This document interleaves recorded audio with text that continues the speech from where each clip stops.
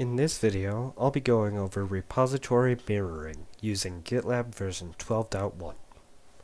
Repository mirroring is used to synchronize branches, tags, and commits between two different repository sources. There are two different types of repository mirrors. The first type that I'll be going over is push mirroring.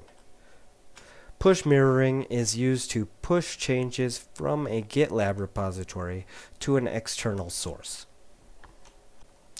I will demonstrate how to set up a push mirror right now. So here I have a fresh GitLab Omnibus installation.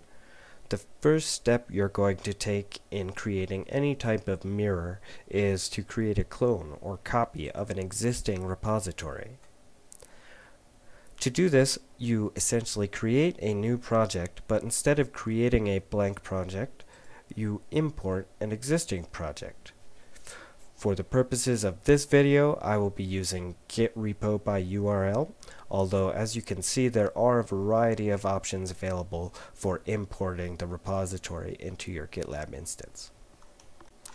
So I will click git repo by URL and I'm prompted for a git repository URL.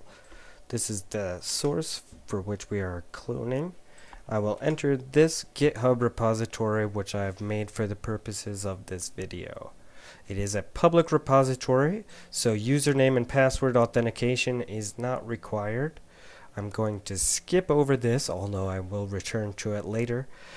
Everything is all set here. All we need to do is click create project, and this will clone the existing project onto our GitLab instance. Now we need to set up the actual mirror so that any updates made on the GitLab side of things will be carried over to the GitHub repository. To do that, we go to the project settings and we'll go down to the repository tab.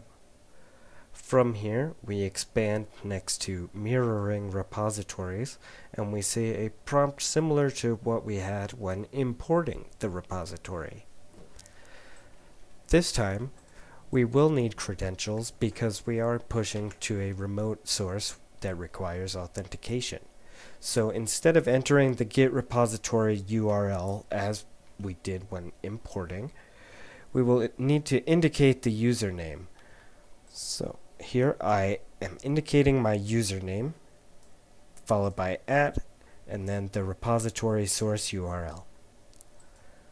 I would like to set up a push mirror at this time, so I select that from the drop down. For a password, I will enter my password here. And this is the password for the GitHub side of things. Now I click mirror repository, and this here indicates that the mirror has been set up. To test the actual functionality of this repository mirror, I will make a change on the GitLab side of things and verify that it is carried over onto the GitHub repository. So here you see on the left my GitLab repository with its corresponding mirror on the right hand side.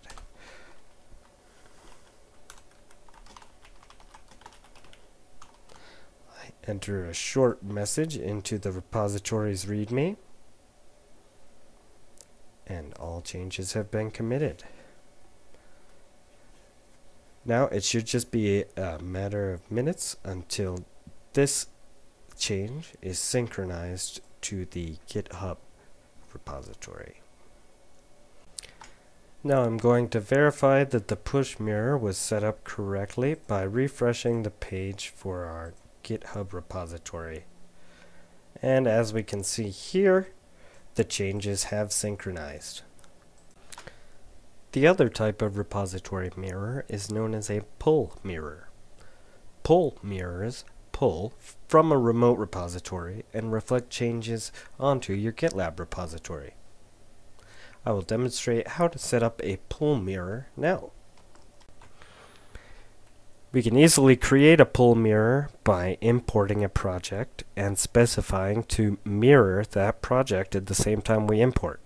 To do that, we click New Project, Import Project, Get Repo by URL. Now we will enter the URL of the remote repository where it says Get Repository URL. If this repository is set to internal or private, we will need to add username and password authentication here. And most importantly is we want to check that this checkbox here is marked for mirror repository.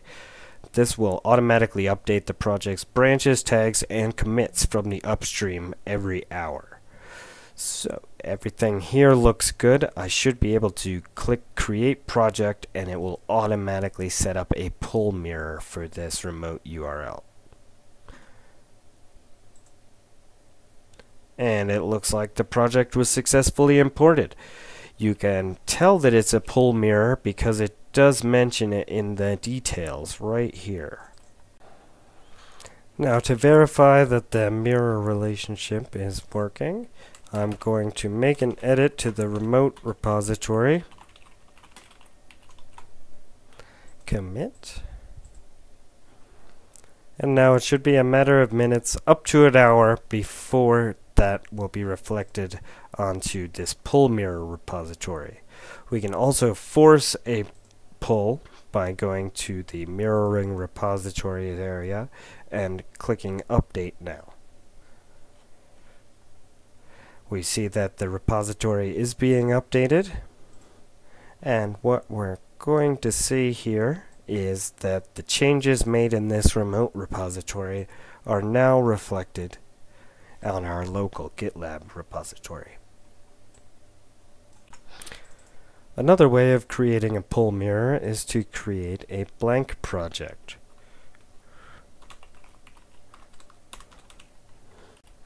Another way to create a pull mirror is to begin with a blank project. I'm naming this private mirror because that's the name of the remote repository I will be creating a mirror with. So now you can see I have an empty project. To set up a repository mirroring relationship, I go to the project settings, repository, expand next to mirroring, and again we have the mirror a repository interface. This time I'm going to enter a Git repository URL for a private Git repository. This does require username and password authentication because it is a private GitHub repository. So I will also go ahead and enter my password. And now all that's required is clicking Mirror Repository. As you can see, doing that, I get this confirmation here, direction of pull, last update never. So let's update that now. Repository is being updated. Give it a second and I would expect that, yes, we have created a project mirror. So this mirror is pulling from this repository on the remote end of things. So that means I should be able to edit this file, make a commit, and then expect that this will be carried over onto my pull mirror I have set up. Again, pull mirroring can take up to an hour by default, so I can give it a kickstart by clicking Update Now. And let's see. Okay, it has been updated with the changes from the remote repository. Finally, I'd like to go over some of the settings available when setting up a repository mirror. As you can see, using the HTTPS method, we are limited to using password as our only authentication method. However, the Git repository URL does support the SSH and Git protocols. To access support for SSH authentication, we simply change the protocol in the Git repository URL, and you can see that we have the option to either detect host keys or input keys manually. This also enables the option for SSH public key as a authentication method. Moving right on down, we can see we have a number of options indicated with checkboxes. The first option, Overwrite Diverge branches.